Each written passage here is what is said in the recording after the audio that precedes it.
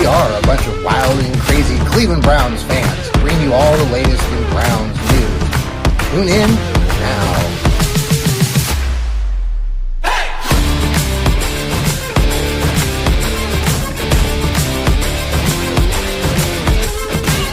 Hey, good evening, everybody. Welcome to another episode of the Fanatical Elfz Network, or the podcast, where it's a Thursday night. We are live. We have Steve Gill in the house and Sam Britton in the house, and I'm John Suchan, and we are coming to you from all sorts of places here in the world. I'm here in Florida. Florida? Yeah. I thought you were in jail. I see bars behind you. Hopefully you can't hear the ocean behind me. I was trying to be scenic and, show everybody. I don't know if they can see the ocean, but or the Gulf of America or Mexico or whatever they want to call it these days. Anyway, Steve Gill is in Nashville, Tennessee, and then Sam Britton's down there in Dallas, Texas. We are Browns fans, and we love the fact that you've tuned in here to the Fanatical Elfz Network. It looks like we had a technical glitch on our Twitter page, so either you're watching us on YouTube or Fans First Twitter, but lots of things. Well, not a lot of stuff happening this week, but I know, Steve, you're dealing with storms in Nashville currently. Watching the weather outside. How's the day going? Well, it was a long night. Got up way too early. Tornado sirens will do that to you. Couldn't go back to sleep. So it's like, welcome to Nashville in early April. I mean, it was like 85 degrees yesterday. Yes. And right now, luckily, it's 62. That's what's taking the oomph out of all these storms. Okay. But they're going to fire up again probably tomorrow night, and then again on Saturday night, and again on Sunday. So, long weekend. Well, we're glad that you are safe. I know that it was a rough night for many people. Just a lot of stuff going on in the world of weather. Sam, how was the weather down in Dallas tonight? It's been gray and cloudy for the past 3 days. We've had like 6 severe thunderstorm warnings. Haven't had anything involving tornadoes yet, but we've had a lot of severe thunderstorm warnings. But it's just rainy and gloomy outside. It's been that way for a few days now, but we haven't had too much weather yet, so we're lucky. But it's just been wet and gray outside. Well, I love the jersey. I'm glad you're wearing that tonight. It's always fun when we travel. I'm down here in Florida, and I'm wearing my Browns gear here and there, and my Cleveland hat, and you always you always find Browns fans, and they're like, oh yeah, yeah. So we've enjoyed being down here and seeing that with other Browns fans. But okay, so let's talk about this past week. The story is a swing and a miss by the owner, Mr. Haslam, came on and earlier in the week and talked at a press conference, and I did not see it. I don't know if any of you saw it, but the gist of it was that he admitted to the Deshaun Watson bit being a swing and a miss on the trade, and then he also talked about some other things, including not forcing something at number 2 if their guy isn't there. Forcing a quarterback at number 2. Forcing a quarterback at number 2, correct. So I wanted to go around the room. Steve, I'll start with you, and welcome, Jarrell. Welcome. I'm showing off my beachfront down here, down in Florida. Nice view. Oh, I don't know if you guys can you actually see the beach behind me or not? Is there? No, it's too bright. It's too bright. Okay. Yeah. So too sunny. I'll just get out of the picture, and then maybe it'll. It's still not focusing. Okay. It's too bright. Nice patio though. Or jail bars, whatever. Yeah. Well, we thought it would be more authentic this way. Laura, my wife, is inside, and I said, well, maybe I'll take it outside, and we'll see how it goes. So as long as you guys can hear me. All right, Steve, what do you think about Haslam's comments about a swing and a miss and the other comments he made about the quarterback tonight? About the swing and the miss, he said, it was a collective decision, but in the end, the blame falls on he and D. He basically said that they're moving on from Deshaun Watson. Gee, what a surprise! I think someone in this four-person group has been saying this since, I don't know, November. Is that what I've been saying, that he'll never play another down for the Cleveland Browns again? I think I have said that. So, yeah, it doesn't surprise me. As for the quarterback, not forcing a quarterback at 2, yeah, that's no surprise either. Well, does that tell you? I mean, what it tells me is that they want Cam Ward, and if Cam Ward's not there, that they're prepared to take somebody else because they don't want Shadir Sanders. Is what I get out of that. Do you feel that's forcing a quarterback at 2. Okay, so all this talk of Shadir going to number 2, and I like Shadir, but they don't like it. Oh, that talk has gone away. That's like 3 weeks ago. Now everybody in the media was thrilled with. They have now they've used in their rationale to, well, if I can't get Sanders, hey, I'll take that Hunter kid. So that's the big topic all in the Cleveland media all week. So we can't get Sanders, we'll take Hunter. So, all right, Sam, let's talk a little bit about the swing and the miss comments about Deshaun. And then this discussion at number 2 and not taking the quarterback. Are you good with that, Sam? I mean, I still vouch for, if they're not going to take, if Shadir Sanders is there and Cam Ward already got drafted, go for Abdul Carter. I mean, I still think he's, outside of the quarterbacks, the best player in the draft. But, I mean, the whole swing and a miss thing for Deshaun Watson, sure, that was a failure. It's unfortunate, though, because, again, some people might not, but I feel like it still was worthwhile if you just ignore everything. If you go back to that day of the trade, I still think it would have been a good idea. It just didn't turn out the way you wanted it. It was, but I mean, looking at it, yes, I think if the Browns, or if Cam Ward is off the board and Shadir Sanders is the only quarterback you really think is going to be a big player in the draft, just don't go for him at 2. You can either trade down and see if you can get some value out of that. You can go for Abdul Carter, which I'm a strong proponent of, because I think him and Myles Garrett on either side of the line would be a deadly combo, assuming both can stay healthy.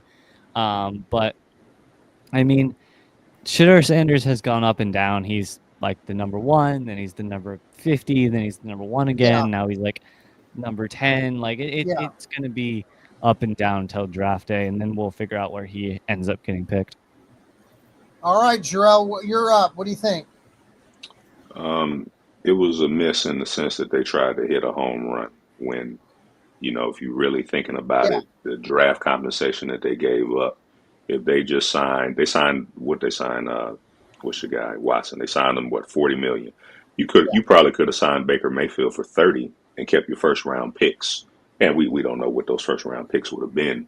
Mm-hmm. But in the regard of, they tried to get too aggressive and swing a home run. Yeah, because I can make the argument there's not a player in history that's worth 3 first round picks because you're just giving up too much. I think the thought was that they were a quarterback away, and they were thinking of the dynamic quarterback and, what Deshaun Watson had did the last time you saw him.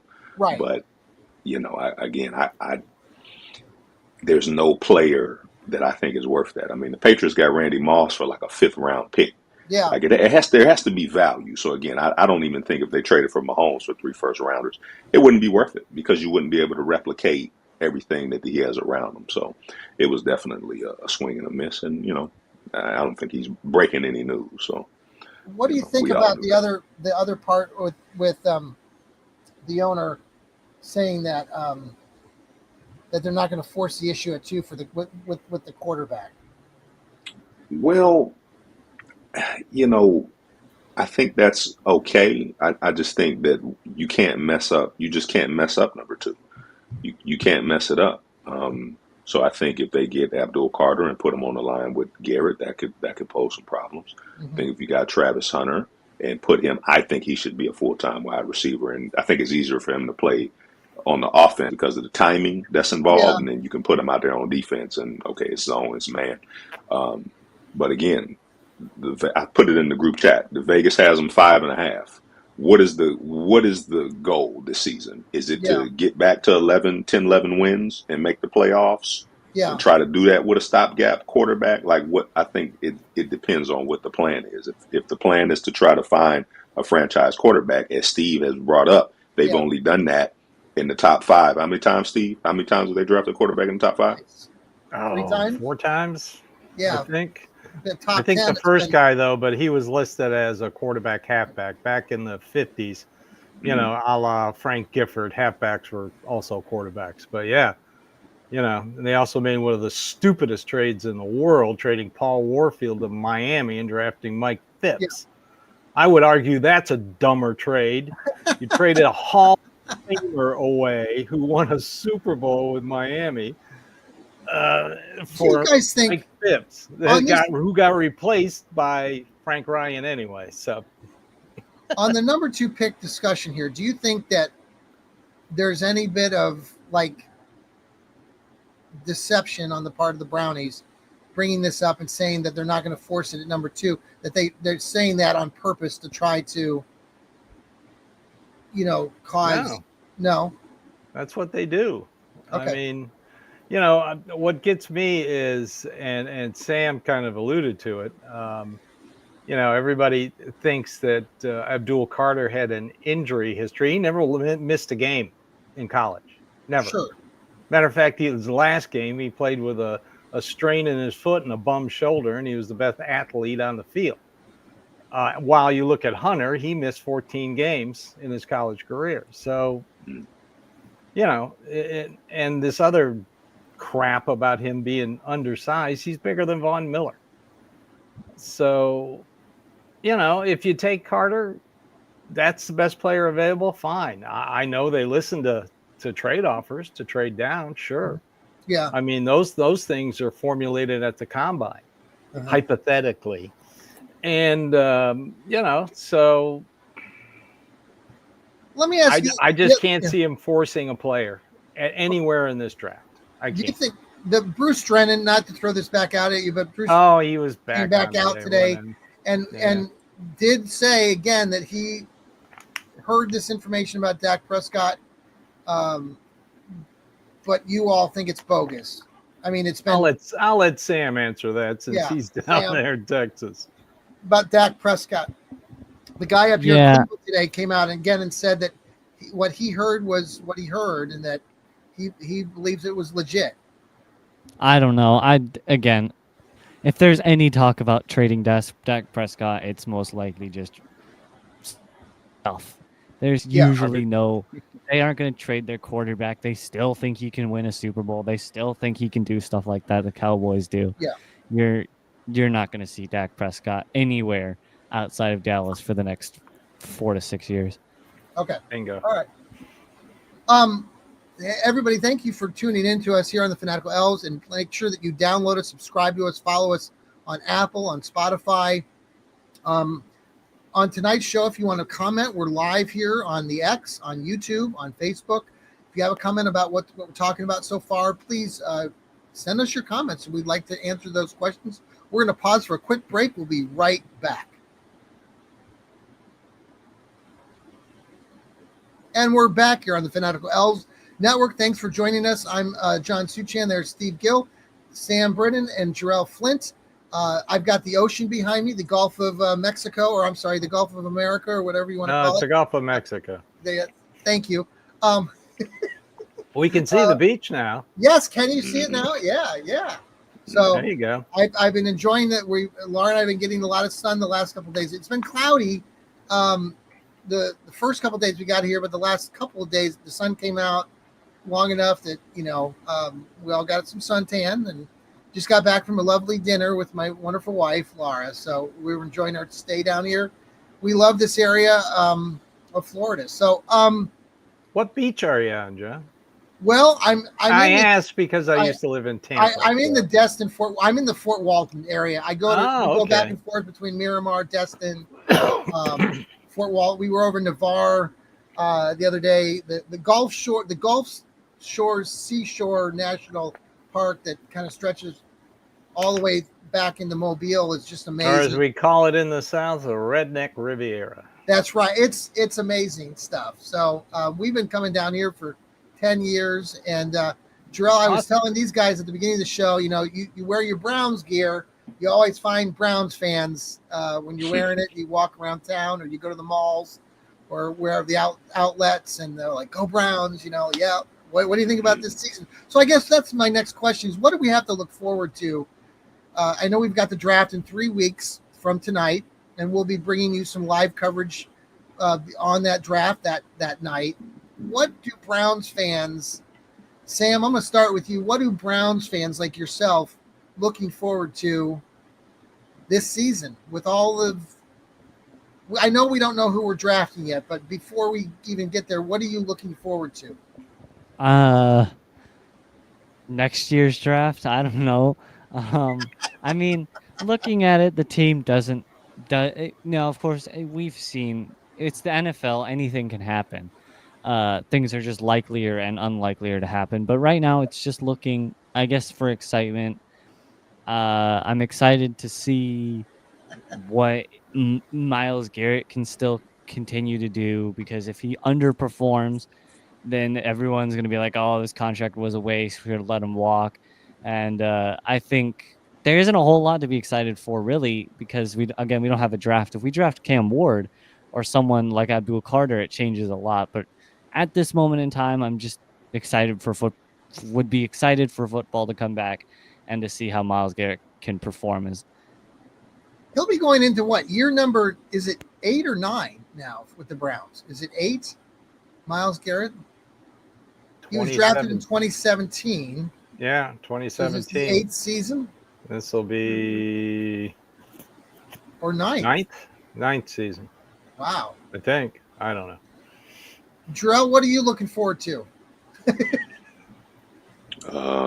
Honestly, I think the news a couple of days ago with the stats that they're acknowledging now. Yes. I mean, I hadn't felt that good about the Browns, and I wanted to talk about that for a minute, but yes. Yeah. So I mean, I don't think you're gonna get any news better than that. You know what I'm saying? The more I think about this particular draft and the way the division is. And I think the problem is that people want to see this explosive offense, kind of like what you saw with Jameis Winston, the 400 yards and, Jerry Jeudy running all over the field.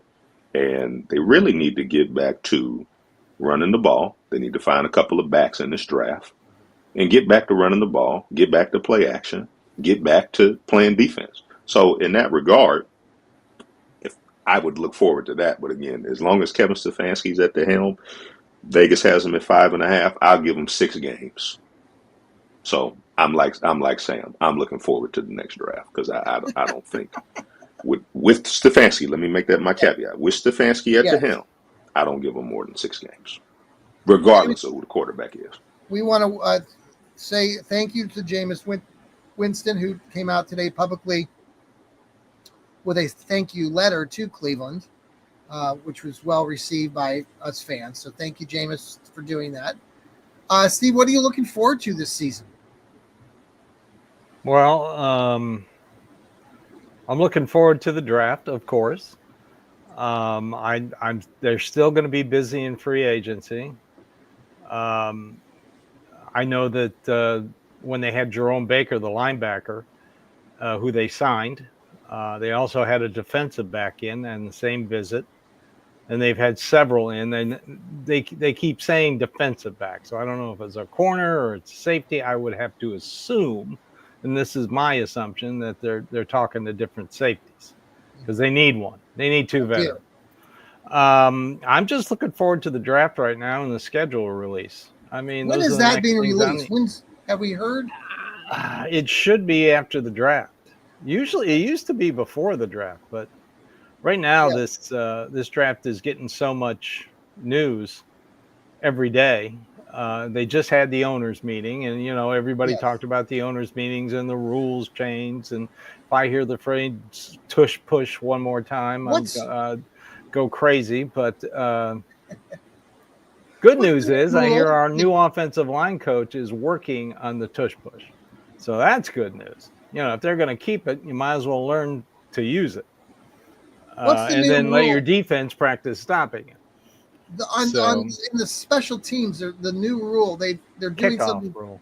What's the new policy? Because now, now it's going to come out to the 35 and not the 30. So they're trying to keep teams from kicking it out of the end zone. Do you think this?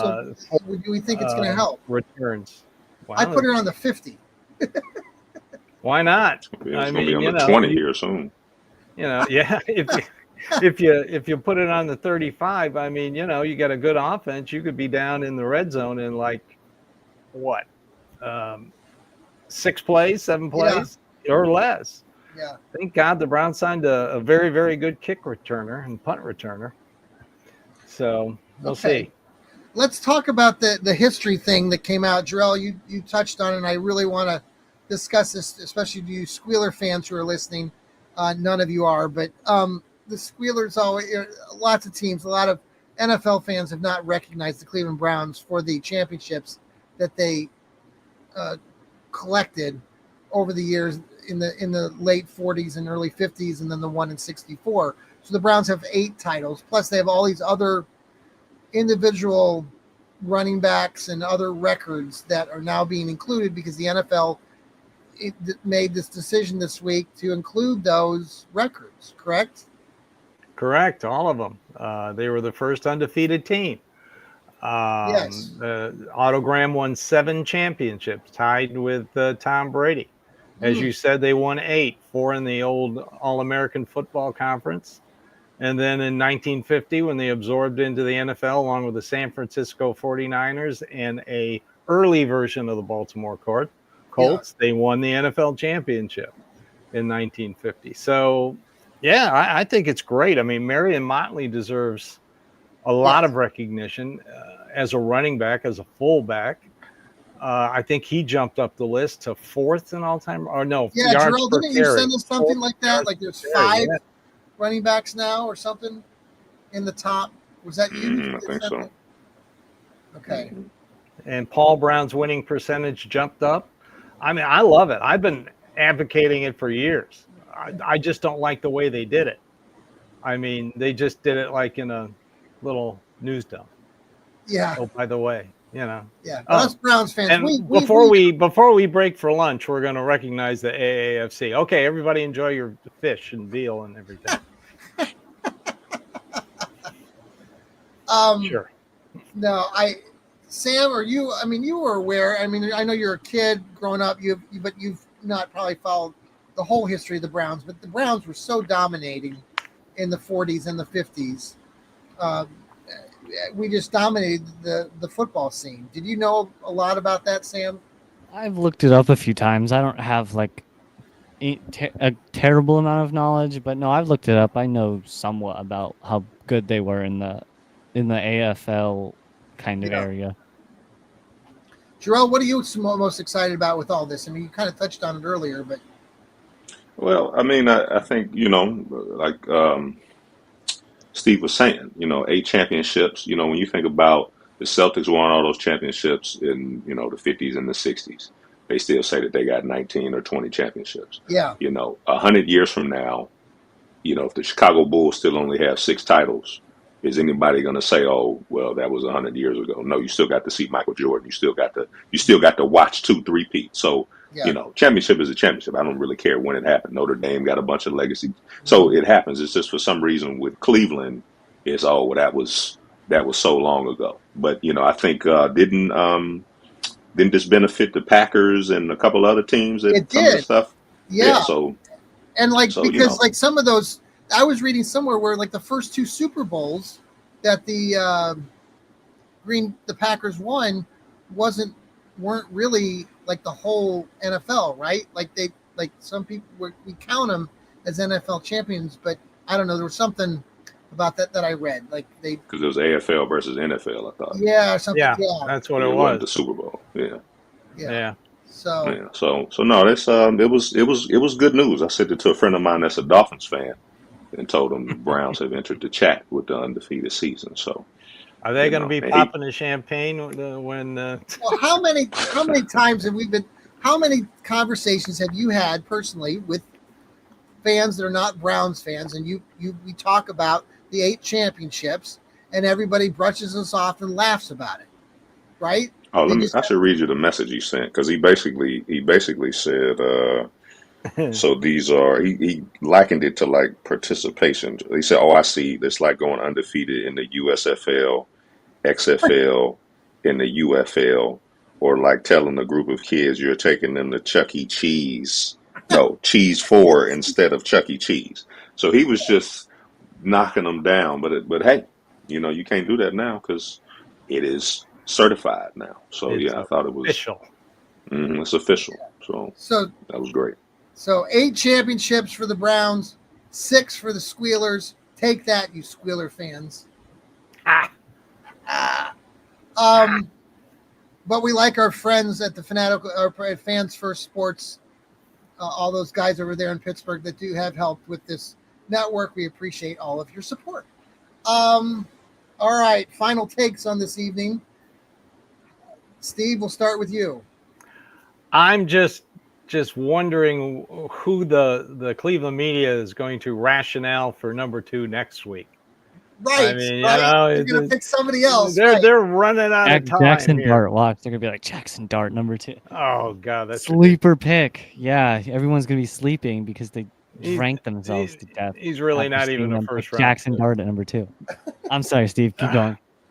Yeah, I can't wait. I can't wait to find out how they're going to rationale this thing.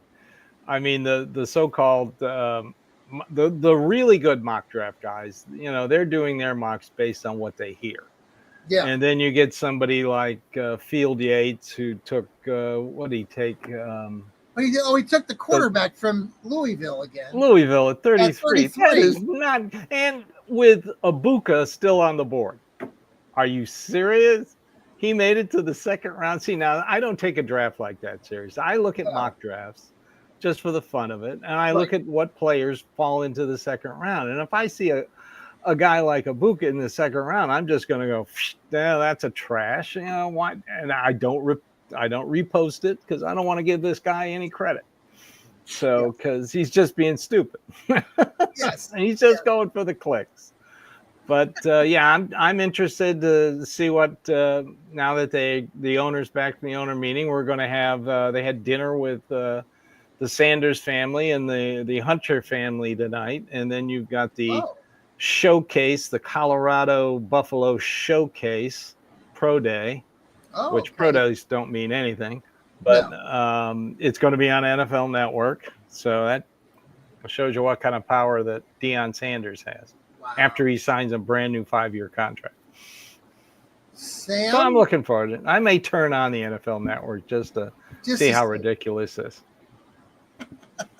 Samuel, final take. Yeah, I don't have much, but I mean the draft is only in a few weeks. I'll be excited for that talk to end. But I mean, I hope they pick. I want Cam Ward. If we're going to pick a quarterback, I don't think he's going to make it past Tennessee. But if he does, I hope they pick. If the Browns have access to Cam Ward at number 2, they should take him simply because you need a quarterback. If Cam Ward is gone, it should be Abdul Carter at number 2. Okay. I agree. Jarrell, final take. I was listening to Kevin Stefanski press conference. I guess he was at one of the pro days or he was somewhere. And he was talking about how it's a privilege for them to develop players. And I remember pausing the video and I was trying to rack my brain. And I thought, who have you developed since you've been there? You haven't developed anybody. You haven't developed anybody. So what are you talking about? So when I hear Andrew Berry and I hear Kevin Stefanski talk sometimes, these guys are delusional.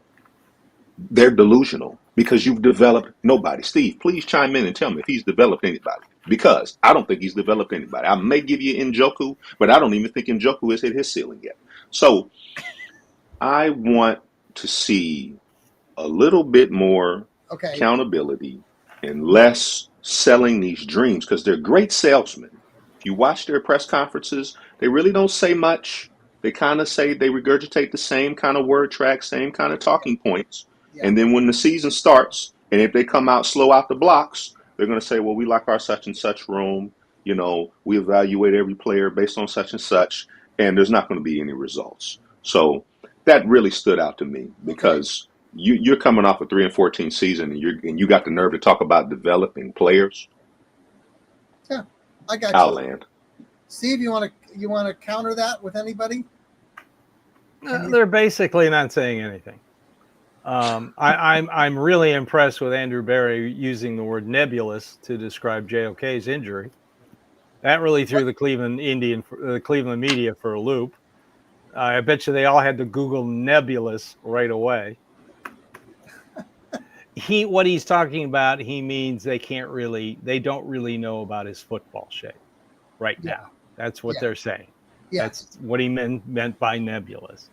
He's working out like a normal person would work out, but he's not working out like a football player.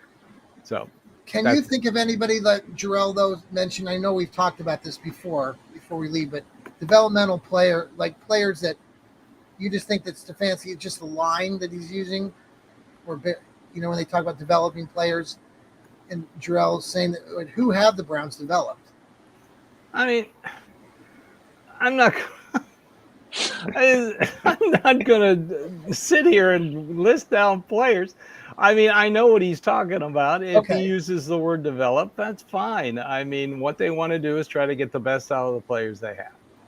Okay. So, Stefanski and Andrew Berry are well known for not saying anything when they say something. And it's typical coach speech and GM speech. It's like National Signing Day in college. Have you ever heard a coach come out and say, well, man, we screwed that one up?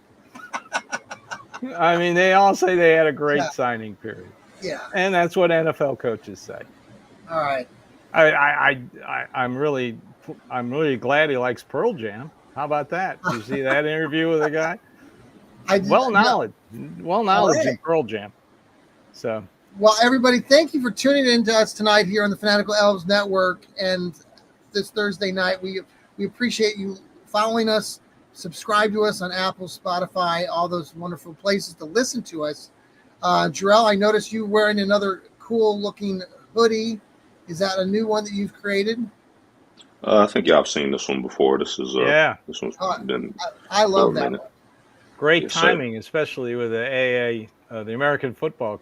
Yes. Oh, absolutely. Conference. That's perfect. That's perfect for it. Absolutely. So if you want to celebrate the stats that should have been in a long time ago, yes, go to Jarrell's website and buy a dog food sweatshirt. Dog food store. Yeah, we may have some 8-time champion shirts coming up soon, so be on the lookout. I like that. Be on the lookout. That's awesome. That's sweet. Sam, thanks for being here. Steve, thanks for being here. Jarrell, thanks for being here. And I'm John Suchan. Welcome again. Have a great night. Not welcome. Goodbye. Go Browns. It's getting a little dark there, John. I know. I'm in the dark. So we're gonna wrap it up. But again, thanks everybody. Take care. Go Browns. Go Browns. Go Browns. 8 times. 8 times.